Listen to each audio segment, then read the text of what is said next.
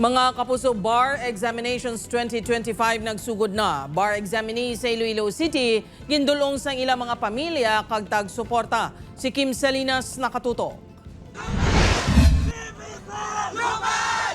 Bit-bit ang banners kag kabaskugon sang tingog.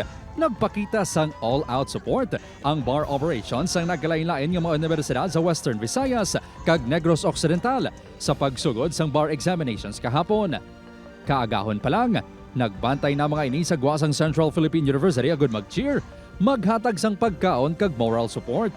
Was-was, ini ang battle cry sang bar operations sang College of Law sang Central Philippine University sa paglaom nga makapasar ang 104 ka bar exam takers.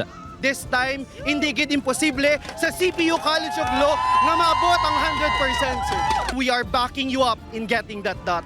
37 naman ang nagakuha sang exam gikan sa University of St. La Salle Bacolod College of Law. You should know by now to really trust yourselves, trust that you got here, and trust that you can do it. Nagbiyahe pahalin sa Rojas City ang pamilya Colmo. Agud suportahan man ng ilahimata nga manginlabing unang abogado sang pamilya kun makapasar. Minagid yan.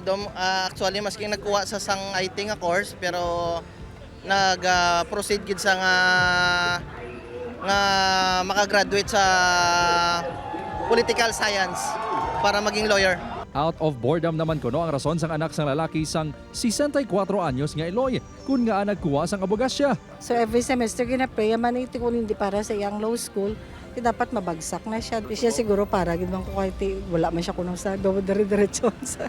Samtang halin pa sa Bago City, ginsorpresa sang 76 anyos nga si Attorney Brian Martir ang mga abyansini nga nagkuha sang bar exam. He was so very happy, you know, and then we hugged each other.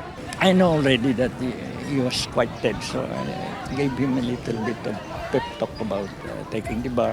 Nagpatuman naman sang road closure, liquor ban, kag noise curfew para sa matalunsay nga paghiwat sang bar exam.